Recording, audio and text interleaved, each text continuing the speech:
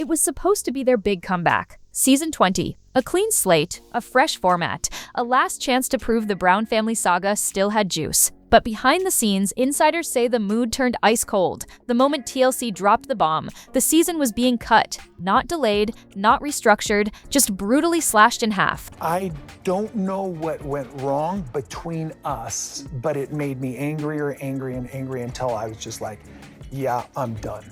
According to Production Whispers, the cast had been prepping for a full season arc, 8 to 10 episodes minimum. And then, with zero warning, came the update. You'll be lucky if you get 4. Word spread like wildfire through the cast group chats. One source claims the announcement came midweek via a terse email, not even a call. And that's when everything snapped. He takes care of himself.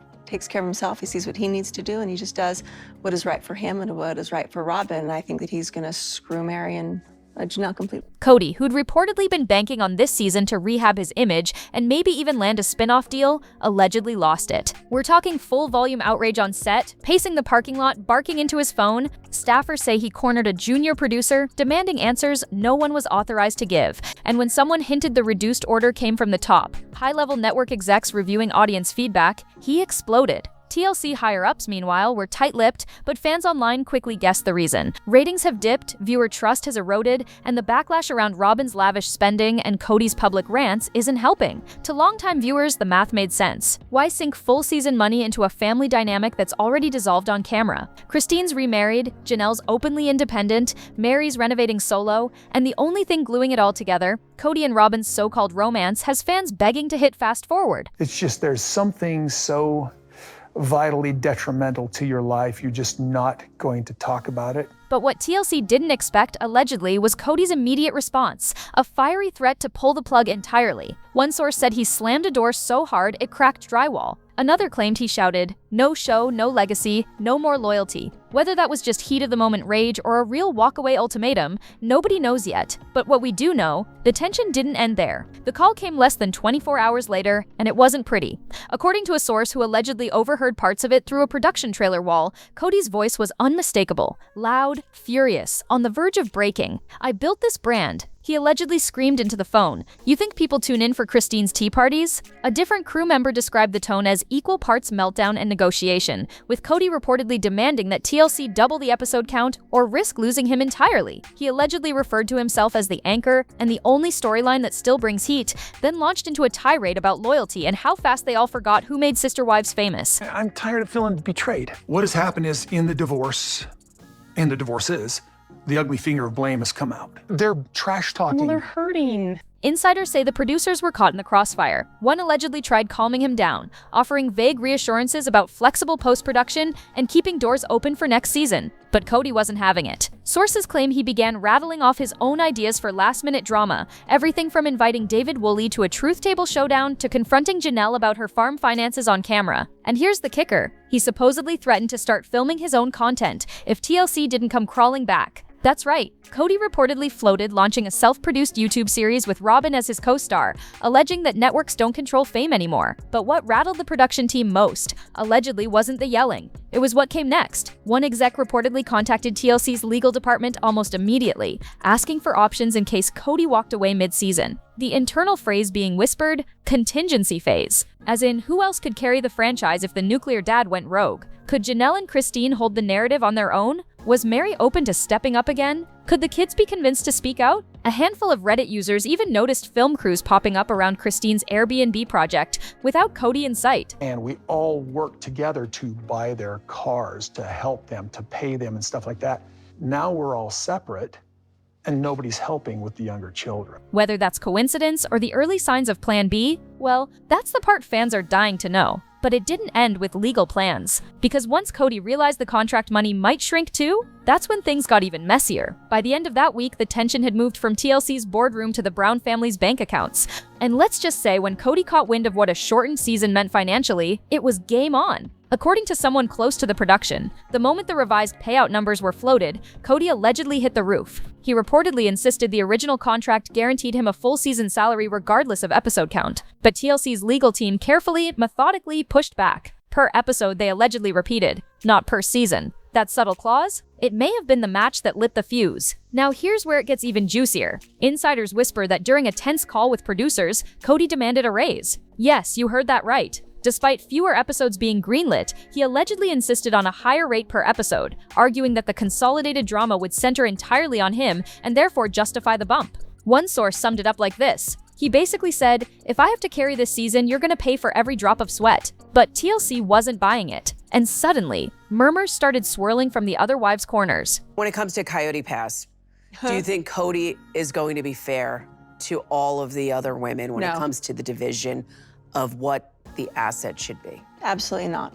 He's just not a fair person. He's very greedy when it comes down to money. Janelle, who's kept relatively quiet on the financial front in recent months, allegedly made a sharp pivot. One source claims she warned producers that if Kody continued to demand more money while the rest of the family remained in limbo, she'd bring receipts about unreported assets and PayPal transfers from the Coyote Pass fund. Christine reportedly backed her up. There was even talk, again unconfirmed, that a few of the adult kids had screenshots of creative bookkeeping involving Robyn's house. And Meri, though she stayed quieter than the others, insiders say she's been privately fuming for months about being left out of the financial decision-making. By now, production was walking on eggshells. Do they lean into the tension and film it all? Or do they play it safe and quietly restructure the season around Christine and Janelle's more uplifting solo arcs? Every option had pros and cons, but none of them seemed to include Kody getting exactly what he wanted. And that allegedly made him even more dangerous to the season's future, because while TLC was busy crunching numbers and negotiating damage control, fans online were already turning up the heat, and the comment section was about to explode. The fan backlash wasn't just loud, it was surgical. Within hours of rumors leaking about the episode count, Reddit lit up like a bonfire. Comment after comment zeroed in on one demand: show us the money trail, or cancel the whole thing.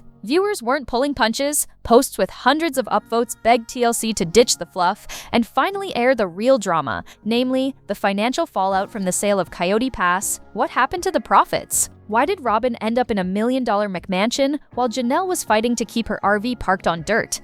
When you say that you can't trust him, have there been instances in the past where he hasn't been fair? I do remember I would ask him about the property, and he would always get mad when I'd ask him about it. And who exactly approved the cash transfers that allegedly lined Robyn's nest? Fans were unified in one message. They're done watching birthday party montages and softly lit interviews about healing. They want receipts. They want awkward showdowns. And above all, they want accountability. One viral post put it bluntly: if this season doesn't include the money split and on-camera audits, we're out. Another called out the Robyn Protection Program, accusing TLC of whitewashing her spending habits while dragging Meri, Janelle, and Christine through emotional purgatory. And when one comment compared the whole saga to a decade-long con job, thousands of users clicked that little up arrow in agreement. Sources say the network took notice fast. TLC's social media team, usually tasked with cutting cutesy teasers and hashtags, was suddenly instructed to flag fan feedback and run internal reports. Emergency focus groups were allegedly assembled over Zoom to gauge just how much goodwill the show had left. And the findings? Let's just say they weren't great. According to one anonymous insider, viewer trust has hit rock bottom,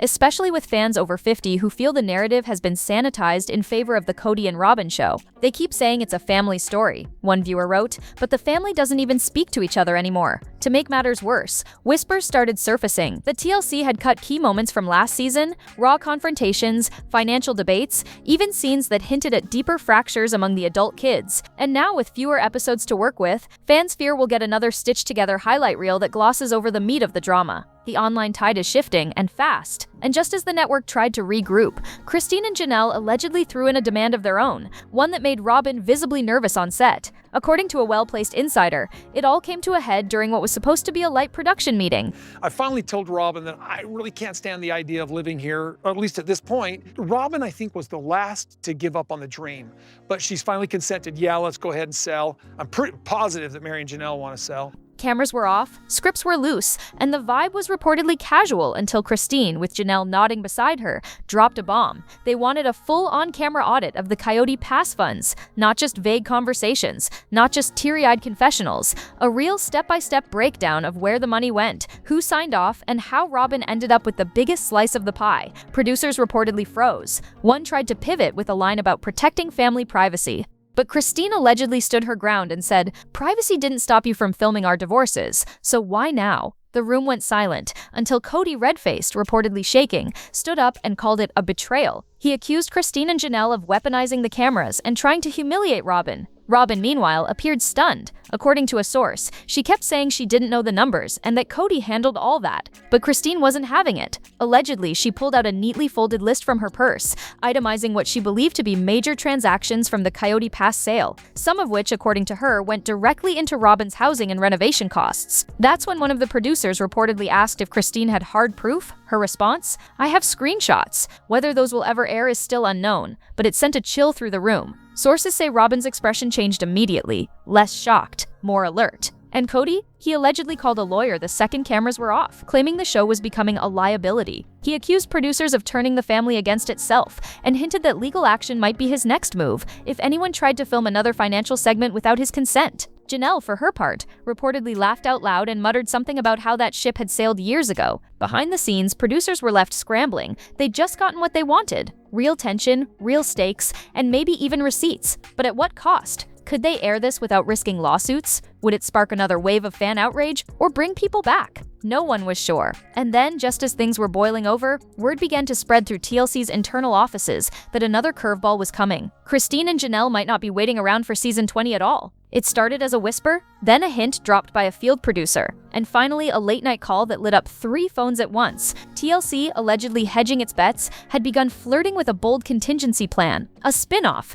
not just a Where Are They Now special. We're talking full series, tentatively titled Sister Strong, following Christine and Janelle as they live life on their own terms outside Kody's orbit. Word has it, the pitch was simple but irresistible. Christine's Airbnb venture, Janelle's flower farm, road trips across all 50 states with occasional kid cameos, and not a single frame of Robyn or Kody in sight. Sources say early conversations were electric. One exec allegedly said the footage from Christine and Janelle's recent Utah visit had more joy in 10 minutes than all of season 19. Another claimed focus group viewers described the pair as relatable, resilient, and real. Christine's love story with David? Viewers wanted more of it. Janelle's emotional rebuild after Garrison's loss? Fans craved that vulnerability. And if the rumored title Sister Strong holds, it's clear TLC is preparing for a post-Kody future, especially if negotiations over season 20 completely implode. Now, here's the kicker. When Kody got wind of this spin-off whisper, he allegedly went ballistic. One insider claimed he barged into a production meeting uninvited and shouted, "You're making a show without me? Over my dead body." Robyn, said to be pacing nearby, didn't speak at all. Her silence, sources say, spoke volumes. The possibility of being sidelined after all the sacrifices, all the sobbing, was too much to process. But for Christine and Janelle, it was a moment of power. After years of feeling controlled, manipulated, or muted, they now held the cards. TLC, for its part, stayed neutral, at least outwardly. They emphasized that season 20 hadn't been canceled, merely adjusted. But behind the scenes, contracts were allegedly being drawn up, locations scouted, and schedules floated. Christine's daughter truly was reportedly excited. Janelle's grandkids might even appear. And as these plans moved forward, a clear message rang out. This family doesn't revolve around Kody anymore. But the spinoff wasn't the only surprise development. Because while Christine and Janelle were looking ahead, Christine had reportedly filed something in court that had Kody seeing red. And it wasn't a prenup. The document allegedly landed with a thud, and Kody was not prepared for it. According to courthouse whispers, Christine had quietly filed for back child support. The paperwork reportedly referenced unpaid contributions for truly going back several years, pointing to the timeline before and after the official split. And while TLC cameras may never show it directly due to legal restrictions, insiders claim the filing triggered an immediate eruption. Kody, already frayed from contract chaos and spin-off rumors, allegedly went full DEFCON 1. "She's doing this now," he reportedly shouted after being served, "after I let her walk away clean." What's murkier is whether Christine's move was strategic or reactive. Some insiders suggest it was triggered by the episode count / fewer episodes meant smaller paychecks, and for Christine, that meant protecting Truly's future. Others say she'd been sitting on the decision for months, waiting for the right moment. Either way, the response from the Kody-Robyn camp was swift. Sources allege that Robyn was visibly shaken and kept repeating that they couldn't afford another legal battle. The phrase insiders say she used more than once, but the money's already gone. This reignited speculation that the Coyote Pass proceeds money the family was supposed to divide fairly had already been funneled into Robyn's mansion, debt clearance, and lifestyle perks.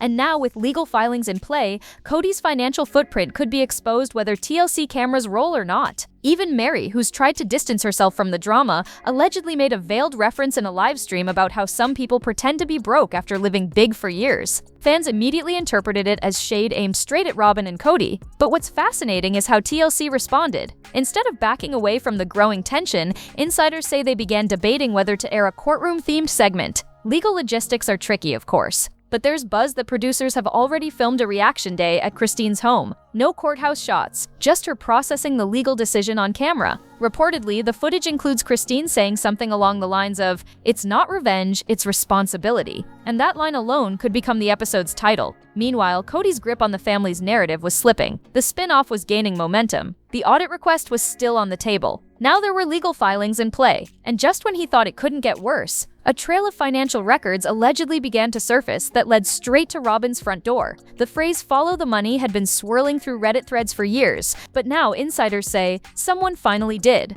According to a production leak that's still being whispered about behind the scenes, a batch of internal records allegedly revealed that funds tied to the sale of Coyote Pass were quietly used to cover the down payment and renovation costs on Robyn's sprawling McMansion. We're talking hardwood imports, custom lighting, high-end security systems. One insider even claimed there was an invoice for a private design consultant that ran close to $80,000, all allegedly paid from what was supposed to be communal family equity.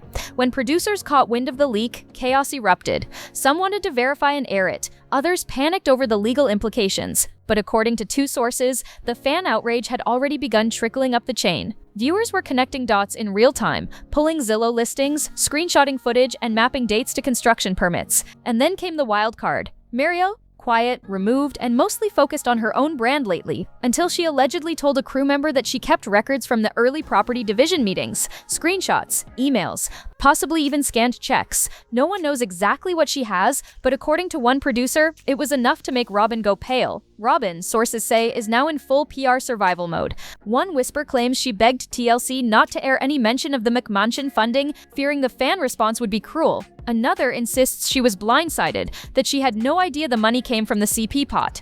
But whether she knew or not may no longer matter, because Christine and Janelle reportedly plan to mention it on camera anyway.